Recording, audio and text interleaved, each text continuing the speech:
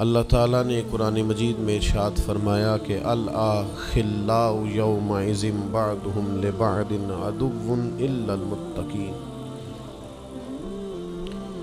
فرمایا بڑے گہرے دوست بھی قیامت والے دن دشمن بن جائیں گے سوائے ان کے جو پرہیزگار ہوں گے۔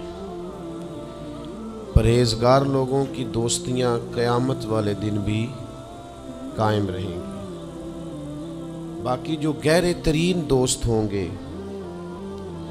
وہ قیامت والے دن دشمن بن جائیں گے، الا المتقین، سوائے پرہیزگاروں کے۔ دنیا میں آپ کو کوئی شخص ایسا نہیں ملے گا جس کا کوئی دوست نہ ہو، اور وہ لوگ بھی بڑی کثرت سے ملیں گے جو دوستوں کا شکوہ بہت کرتے ہیں۔ دوستیاں لگانا، دوست بنانا، تعلقات استوار کرنا یہ منع نہیں، شرط یہ ہے کہ دوستی اللہ تعالیٰ کی رضا کے لیے لگائی جائے۔ ہمارے ہاں جتنی تیزی کے ساتھ دوستیاں لگتی ہیں اس سے زیادہ تیزی کے ساتھ دوستیاں ٹوٹ جاتی ہیں۔ اس کی سب سے بنیادی اور اہم وجہ یہ ہوتی ہے کہ ہمارے ہاں دوستیوں کا جو معیار ہوتا ہے وہ دنیاوی لالچ ہوتا ہے۔ ہم اپنے مخصوص مفادات کی خاطر دوستی لگاتے ہیں، اور جب تک ہمارا وہ مفاد پورا ہوتا ہے تب تک تو ہم اس دوستی کو قائم رکھتے ہیں، اور جہاں ہم محسوس کرتے ہیں کہ اب یہ مفاد پورا نہیں ہو رہا وہاں ہم شکوہ، شکایتیں، اعتراضات شروع کر دیتے ہیں، اور اس کا نتیجہ یہ نکلتا ہے کہ بڑی محبت سے شروع ہونے والی دوستی بھی بڑی تیزی سے ٹوٹ جاتی ہے۔ تو میرے بھائیوں یاد رکھیے گا کہ دوستی اور تعلق قائم رکھنے کے لیے سب سے اہم اور سب سے بنیادی ضرورت یہ ہے کہ دوستی محض اللہ کی رضا کے لیے لگائی جائے۔ اللہ کے پیارے حبیب صلی اللہ تعالی علیہ وسلم بیان فرماتے ہیں، حضور فرماتے ہیں قیامت والے دن اللہ کی بارگاہ سے یہ اعلان ہوگا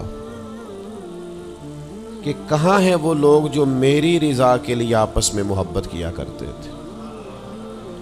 رب فرمائے گا جب آج میرے عرش کے سائے کے علاوہ کوئی سایہ نہیں ہے تو میں انہیں اپنے عرش کا سایہ عطا کروں گا، کیونکہ وہ میری رضا کے لیے آپس میں دوستی کرتے، میری رضا کے لیے انہوں نے آپس میں محبت کی۔ تو دوستی کا سب سے پہلے تو یہ سٹیٹس بنائیں کہ اس کے اندر محض اللہ کی مرضی، اللہ کی رضا، اللہ کی رضا کے لیے ایک دوسرے سے پیار، منفعت نہ ہو اس کے اندر کوئی بھی، دنیاوی لالچ کوئی بھی نہ ہو، ہرس نہ ہو، ہوس نہ ہو، طمع نہ ہو، ذاتی مفادات نہ ہو۔ جب ان سے بالاتر ہو کر لوگ دوستیاں لگاتے ہیں تو وہ دوستیاں قائم رہتی ہیں۔ اللہ کے پیارے محبوب صلی اللہ تعالی علیہ وسلم نے فرمایا قیامت والے دن کچھ لوگ ایسے ہوں گے جن پر انبیاء اور اولیاء رشک کریں گے، ان کے چہرے 14ویں رات کی طرح چمک رہے ہوں گے، انہیں نور کے ممبروں پہ بٹھایا جائے گا۔ یا رسول اللہ اتنی فضیلت ان لوگوں کو حاصل ہے، یہ کون لوگ ہیں؟ تو حضور فرماتے ہیں یہ وہ لوگ تھے جو جس سے بھی دوستی لگاتے تھے، پیار کرتے تھے، محض اللہ کی رضا کے لیے کرتے۔ تو اللہ تعالیٰ صبح قیامت انہیں اعزازات سے نوازے گا، شرف سے نوازے گا، فضیلت سے نوازے گا۔ دوسری بات یہ ہے کہ دوستی کب قائم رہتی ہے؟ دوستی تب قائم رہتی ہے جب ہم نہ دوستوں سے زیادہ امیدیں نہ لگائیں، انسانوں کو انسان ہی سمجھیں، ان سے بہت لمبی اور وسیع امیدیں لگا لینا اور بڑے وسیع مطالبات کرنا اور بڑی لمبی چوڑے تقاضے دوستوں سے کرنا۔ میں اکثر دوستوں کی خدمت میں یہ گزارش کیا کرتا ہوں کہ اپنے دوستوں سے کوئی مطالبہ کر کے انہیں آزمائش میں نہ ڈالو۔ تم نے اپنے ہی دوست کو لا کر پل صراط پہ کھڑا کر دیا ہے، بیچارہ اس طرف جائے کہ اس طرف جائے۔ ان سے کوئی ایسا مطالبہ کرنا جو ان کی پہنچ سے باہر ہو، ان کی حیثیت سے بڑھ کر ہو، ان کی طاقت سے زیادہ ہو، تو اس کا مطلب یہ ہے کہ آپ نے اپنی دوستی کو خود آزمائش میں ڈال دیا ہے۔ آپ اتنے لمبے چوڑے تقاضے نہ کریں، آپ محدود سا لوگوں کے ساتھ تعلق بنائیں، وہ جی میں اس کے اتنا کام آیا ہوں تو اب اس کو اس سے ڈبل آنا چاہیے، تو آپ نے دوستی کی نہیں، آپ نے تو تجارت کی۔ اگر آپ کی محبت ہوتی تو پھر تو آپ کا انداز اور ہوتا، جب تیرا حکم ملا ترک محبت کر دی، دل مگر اس قدر تڑپا کہ قیامت کر دی۔ تو یاد رکھیے گا کہ آپ حکم جب آ گیا، جب آپ محسوس کریں تو اس وقت پھر آپ اس چیز کو سمجھ جائیں۔ تو دوستیوں کو کبھی بھی آپ کٹہرے میں کھڑا نہ کریں، تعلقات کو کبھی بھی آزمائش کی بھیٹ نہ چڑھائیں، اس طرح کا ماحول نہ بنائیں جس میں آزمائش پیدا ہو، جس میں تکلیف بڑھ جائے، جس میں کرب کا احساس سامنے والے کو ستائے۔ کوشش کریں گنجائش رہے ماحول کے اندر، آسانی رہے، وسعت رہے۔ تیسری بات یہ ہے کہ اگر آپ محسوس کرتے ہیں کہ دوستی کو چلانا ہے تو پھر صرف اسی چیز کو نہ یاد رکھیں جو چیز آپ کو آج میسر آ رہی ہے اور آج آپ کو انکار ہو رہا ہے، اس سے پہلے جو دوستوں نے بڑی وفائیں کی ہیں وہ بھی تو یاد رکھے نا۔ ہمارا یہ ماحول ہوتا ہے کسی بندے نے 99 دفعہ نیکی کی ہے، ایک دفعہ انکار کیا، تو ہمیں ایک دفعہ کا انکار تو یاد رہتا ہے لیکن 99 نیکیاں یاد نہیں رہتی۔ یہ بہت بڑی زیادتی ہے۔ آپ کو اگر اتنی لمبی چوڑی اس کی نیکیاں فراموش کرنے میں 1 منٹ نہیں لگا تو پھر آپ نے دوستی کس مقصد کے لیے لگائی تھی؟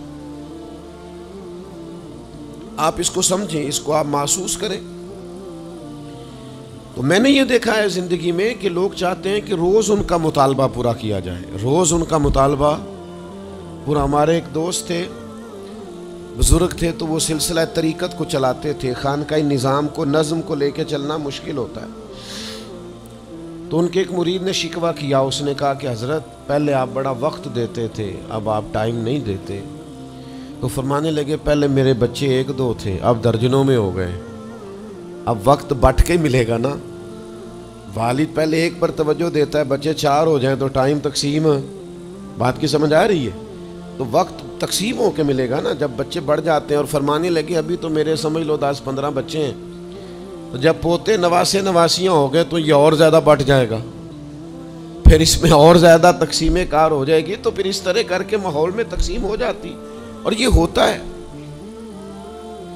یہ ایک صورت ہے، آپ دیکھیے نا، کبھی ایسا بھی ٹائم تھا حجر اسود پر کہ اس کو ہاتھ لگا کے آپ چوم لیتے تھے، اور ڈھیروں وقت صحابہ اس پر چہرے رکھ کے رویا کرتے تھے۔ پھر ایسا وقت آیا کہ چھڑی لگا لو بھائی، چھڑی لگا کے پیچھے ہٹ جاؤ، اور اب ایسا ٹائم ہے کہ آپ دور سے استلام کر لیں۔ اب اگر آپ کہیں کہ مسلمان دیکھو جی حجر اسود کو تو ہاتھ لگانے کا موقع ہی نہیں مل رہا، تو بھئی نبی پاک نے تو فرمایا میں قیامت والے دن کثرت امت پر فخر کروں گا کہ میری امت زیادہ ہے۔ تو یہ تو تعداد کا بڑھنا، یہ تو کثرت کا ہونا، یہ تو باعث ناز اس کو سرکار نے کہا۔ اب آپ دائروں میں محدود کرنا چاہتے ہیں، آپ اس طرح کا ماحول بنانا چاہتے ہیں کہ کوئی شخص مقید ہو جائے، وہ اس دائرے سے باہر نہ نکلے، تو یہ تو بات درست نہیں ہے۔ تو کوشش کرنے کا مقام یہ ہے کہ آپ دوسروں کے لیے بھی گنجائش پیدا کریں، دوسروں کے لیے بھی آسانی کرنے کی کوشش کریں، پھر تعلق برقرار۔ اور پھر آپ پچھلی نیکیاں بھی تھوڑی یاد رکھیں کہ اس سے پہلے اس نے بڑی نیکی کی، بڑی محبت کی، تو پچھلی نیکیاں بھی دوستوں کی یاد رکھیں۔ صحیح بخاری سے ایک حوالہ عرض کرتا ہوں، نبی پاک صلی اللہ تعالیٰ علیہ وسلم کا نا ایک راز لیک ہو گیا۔ حضور مکہ مکرمہ پر حملہ کرنا چاہتے تھے، تو ایک خط لکھ کے دیا گیا ایک عورت کو کہ جا کے پہلے سے آگاہ کر دو مکے والوں کو کہ تم پر حملہ ہونے والا ہے۔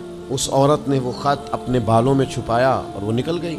اللہ تعالیٰ نے محبوب پاک کو اطلاع دی، حضور علیہ الصلوۃ والسلام نے حضرت مولا علی کو 2 صحابہ کے ساتھ بھیجا، فرمایا مقام خاک پر تمہیں ایک بی بی ملے گی، اس کے پاس سے خط ہے جو کفار کی طرف جا رہا ہے، اسے گرفتار کرو، وہ خط لے لو اور واپس آ جاؤ۔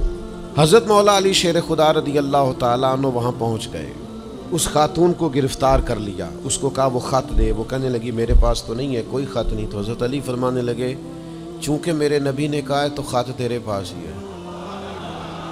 ہاں، ساڈے نبی دی زبان ساڈے واسطے قرآن، وہ زبان جس کو سب کن کی کنجی کہیں، اس کی نافذ حکومت پہ لاکھوں سے۔ خط تیرے پاس ہے۔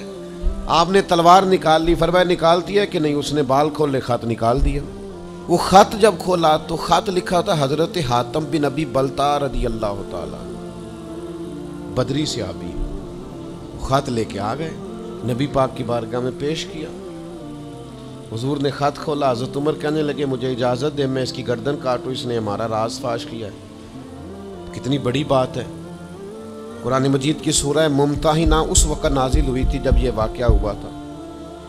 اللہ کے حبیب علیہ السلام نے فرمایا عمر ٹھہر جا، اتنی جلدی نہ کر، اس بندے کی وفات تو دیکھ، یہ بدر میں بھی تلوار لے کے ہمارے ساتھ گیا تھا، بدری صحابی ہے، اس کی وہ بات یاد رکھ کہ بدر کے مقام پر جب کہ بڑا مشکل تھا کافروں کے سامنے کھڑا ہونا، ان کی 1000 تعداد تھی اور مسلمان بڑی عددی طور پر اس کثرت کا شکار نہیں تھے، صرف 313 تھے۔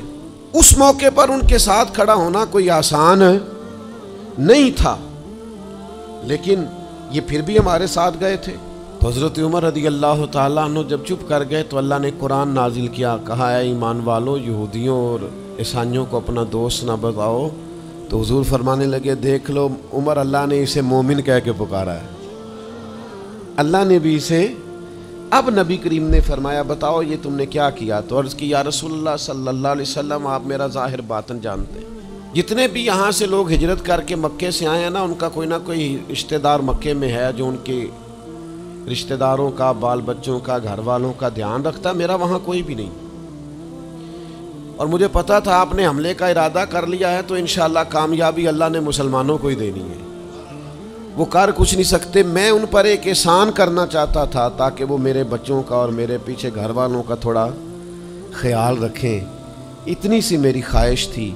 میرے نبی کریم نے ان کا عذر قبول کر لیا، فرمایا ٹھیک ہے آپ جو کہہ رہے ہیں بات ایسے ہی ہے، آپ کو اسلام کو نقصان نہیں پہنچانا چاہتے، آپ یہ چاہتے تھے کہ کوئی ایک نیکی ان پہ کر دی جائے تاکہ وہ آپ کے، تو اتنی بڑی بظاہر بات تھی لیکن حضور نے قبول کر لی۔ معنی کیا ہے کہ دوستوں کی پچھلی نیکیاں بھی یاد رکھنی چاہیے، ان کی پچھلی بھی خوبیوں اور پچھلے بھی معاملات کو تھوڑا یاد رکھنا چاہیے۔ ہم کیا کرتے ہیں؟ ہم کہتے ہیں جی اب وہ یہ نہیں کر رہا، بھئی تب کر رہا تھا نا، تو تب کی یاد کر لو، تب کی یاد رکھ لو، اس وقت کی آپ خیال کر لیں۔ ہم کیا کرتے ہیں؟ ہم 99 دفعہ کسی نے نیکی کی ہے تو ہم کہتے ہیں 100/100 چاہیے، آج بھی یہ کرے گا تو پھر تو قابل قبول ہے۔ تو اس سے کیا ہوتا ہے؟ اس سے تکلف پیدا ہوتا ہے، ایک آدمی روز کیسے نیکی کر سکتا ہے؟ چوتھی بات یہ ہے اگر ہم چاہتے ہیں دوستیاں نبھیں تو اسلام کا ایک حسن ہے کہ اسلام دین اعتدال ہے۔ اسلام کہتا ہے چلو ہی ذرا معتدل ہو کے، پہلے ہی ذرا تھوڑا سا احتیاط سے چلو۔ ہم جب کسی بندے کے اوپر فدا ہوتے ہیں تو پھر پورے ہی فدا ہوتے ہیں، پھر تو جناب یہ بھی تیرا ہے، یہ بھی تیرا ہے، یہ بھی تیرا ہے۔ اور پھر جب بعد میں لڑائی ہوتی ہے تو چائے کی پیالیوں کا بھی حساب کرتے ہیں کہ وہ جو وہاں جاتے ہوئے چائے پی تھی نا اس کے پیسے بھی میں نے دیے تھے، لہذا وہ بھی میرے بنتے ہیں واپس کر۔ کورے ورک کتاب نہیں ہوندے، پتھر دل گلاب نہیں ہوندے، اور سجنا پہلوں ہی سوچ کے لائیں پھر یاراں نال حساب نہیں ہوندے۔ آپ سوچ سمجھ کے دوستی لگائیں، تعلقات کو سوچ سمجھ کے لے کے آگے چلیں۔ نبی پاک صلی اللہ علیہ وسلم نے فرمایا وقفے سے ملا کرو محبت بڑھتی ہے، تھوڑا نا وقفے سے ملا کرو، اس سے محبت بڑھے گی۔ یہ جو بہت وارفتگی ہے نا، بہت وارفتگی ہے، بہت جوش ہے، تو اس کا نتیجہ یہ نکلتا ہے کہ جتنی زور سے گیند دیوار سے لگتی ہے پھر اتنی زور سے ہی گیند واپس آتی ہے، اس کے نتائج ٹھیک نہیں نکلتے۔ عرض یہ کرنا چاہتا ہوں کہ اعتدال میں رہیں، معتدل رہیں، آپ اس حد سے تجاوز ہی نہ کریں۔ میرے پاس یہاں ایک دوست آئے تو مجھے کہنے لگے جی میرا دوست بڑا اچھا تھا، بڑا نائس تھا، بڑا بہترین تھا، بڑا پیارا تھا، میرے ایک دوسرے دوست نے اسے خراب کر دیا۔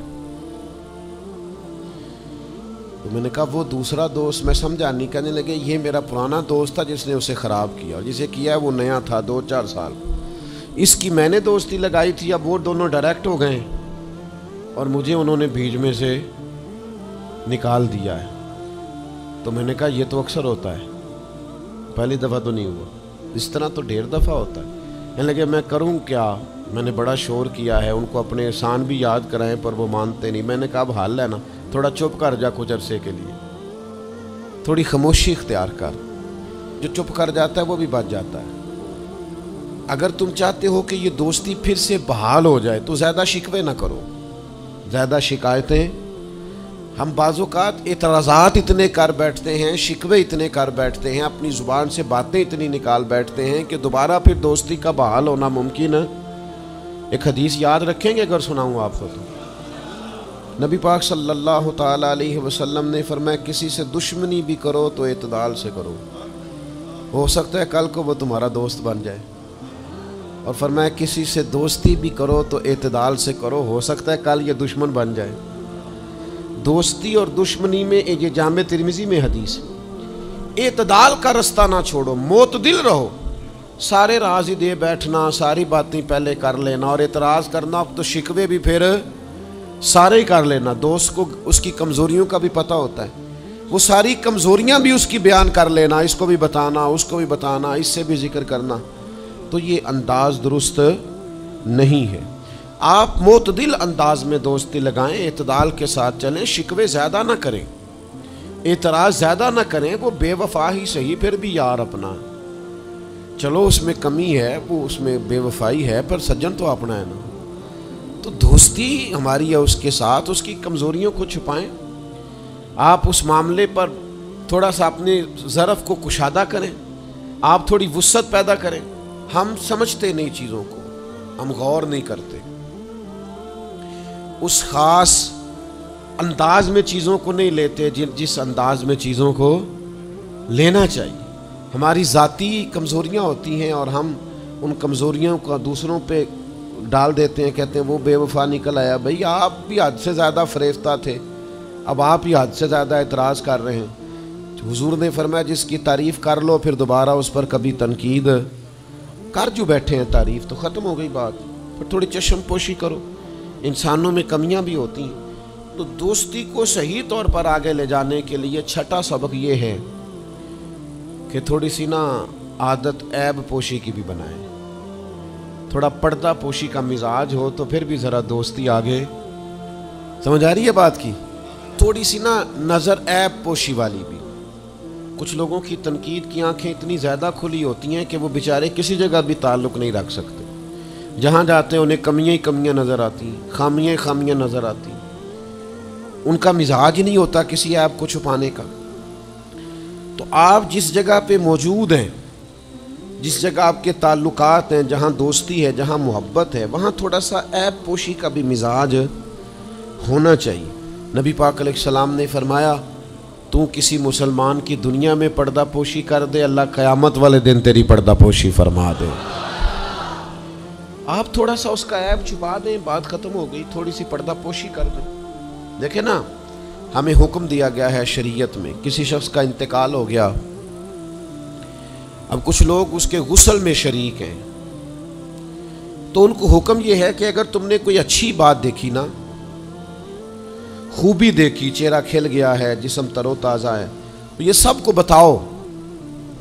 اور اگر تم کچھ ایسی چیز دیکھو کہ بیماری کی وجہ سے جسم اکڑ گیا ہے یا کسی وجہ سے چہرے پہ کوئی سیاہی آ گئی، جو کسی سے ذکر نہ کرو۔ جانے والے کے لیے تم اچھی چیزوں کو تو بیان کرو، لیکن نقائص کو کبھی بھی بیان نہ کرو۔ اور نبی پاک علیہ السلام نے فرمایا اذکروا محاسن موتاکم، جب تم میں سے کوئی دنیا سے چلا جائے تو اس کی اچھی اچھی باتوں کا بیان کرو، اس کی اچھی اچھی باتوں کا ذکر کرو، اس کی خیر والی باتیں ڈھونڈ کے لوگوں کو سناؤ، یہ خوبی پائی جاتی تھی، یہ خوبی پائی جاتی تھی، یہ خوبی پائی جاتی تھی۔ میں تھوڑے دنوں کی بات ہے، ایک جگہ پہ میں حاضر تھا، تو ایک صاحب وہاں اپنے ہی دوستوں کے کسی جھوٹ کا ذکر کر رہے تھے، اور وہ کہتے ہی جا رہے تھے بڑا غلط ہے، بڑے جھوٹ بولتا ہے، بڑے جھوٹ بولتا ہے، بڑے جھوٹ بولتا ہے۔ تو ایک آدھ دفعہ میں نے ان سے کہا کہ چلیں چھوڑیں، کوئی اور موضوع بھی ڈسکس کریں۔ انہوں نے کہا جی وہ بے وفا بھی بڑا ہے، مطلب پرست بھی بڑا ہے۔ پھر میں نے کہا چلیں کوئی اور موضوع بھی چھیڑیں۔ انہوں نے کہا نہیں جی وہ بندہ ہی بڑا غلط ہے۔ میں نے ان سے کہا ایک بات کروں؟ کہنے لگے کر لیں۔ میں نے کہا آپ کو اس سے پیار بڑا ہے۔ کہنے لگے وہ کیسے؟ میں نے کہا آپ اس کا موضوع چھوڑنے کو تیار ہی نہیں۔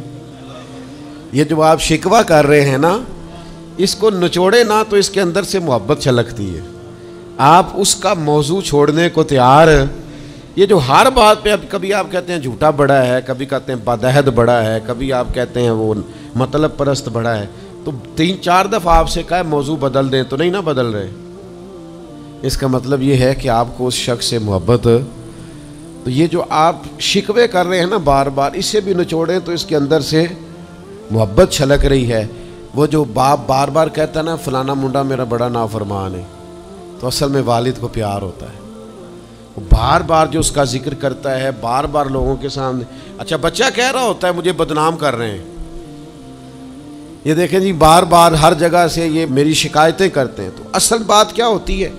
اصل بات یہ ہوتی ہے کہ اس بندے کو اس سے محبت بہت زیادہ ہے. وہ چاہتا ہے اس پیار کے سبب سے، اس محبت کی وجہ سے کہ وہ بار بار اس کا ذکر کرے، بار بار اس کا تذکرہ کرے. تو تھوڑی عیب پوشی کا مزاج بنائیں، تھوڑا درگزر کی طبیعت بنائیں، تھوڑا ماحول کے اندر اس طرح کا مزاج لے کے آئے. ہم دوستوں سے میں اکثر ایک بات کرتا ہوں، ہم نہ صرف خامیاں یاد رکھتے ہیں، خوبیوں کا ذکر نہیں کرتے. اس کا نتیجہ یہ نکلتا ہے کہ ہماری دوستیاں تیزی سے ختم ہوتی ہیں، تعلقات زیادہ دیر پا ہوتے نہیں، چلتے نہیں. ہمیں کرنا یہ ہے کہ ہمیں اللہ کی رضا کے لیے دوستی کرنی، اللہ کی رضا کے لیے لوگوں سے پیار کرنا، اللہ کی رضا کے لیے اللہ کے بندوں کی باتیں سننی، اللہ کی مخلوق سمجھ کے لوگوں کی خوبیاں دیکھنی، اللہ کے بندے سمجھ کے ان کے اندر پائی جانے والی باتوں کو ہم نے اخذ کرنا. اگر ہم تعلقات میں لالچ لائیں گے، ذاتیات لائیں گے، زیادہ امیدیں لگائیں گے، اس کا نتیجہ ٹھیک. ایک بزرگ غریب تھے پھر امیر ہو گئے، تو کسی نے ان کو مبارک دی کہ بڑی بات ہے آپ کو اللہ نے بڑے پیسے دیے ہیں. تو فرمانے لگے یار پہلے جو یار تھا وہ میرا دوست تھا، اب تو ڈھیر سارے لوگ میری جیب کے دوست ہیں، اب تو جیب کا رشتہ ہو گیا ہے لوگوں کا، ڈھیر سارے لوگوں کا. تو دوستیوں میں اخلاص لائیں، خلوص لائیں. ساری زندگی یہ طے کریں کہ میں نے دوست کے کام آنا ہے، پر میں نے دوست کو کام کہنا نہیں. میں نے اس کی خدمت کرنی ہے لیکن کبھی اسے اپنی خدمت کے لیے مجبور جس حد تک ہو سکے اس کی مدد کرنی ہے، لیکن کبھی اسے اس تکلیف میں ڈالنا. یہ مزاج پیدا کریں. آپ کو اس دوستی میں روحانیت محسوس ہوگی، اس تعلق کے اندر آپ کو ٹھنڈک محسوس ہوگی. لیکن جب شائبہ ایک نقطے کا بھی ذاتی لالچ کہا جائے گا نا، پھر اس میں ٹھنڈک نہیں رہے گی، اس میں وہ خوبی نہیں رہے گی جو کہ ہونی چاہیے. اللہ تعالی ہمیں سمجھنے کی توفیق دے.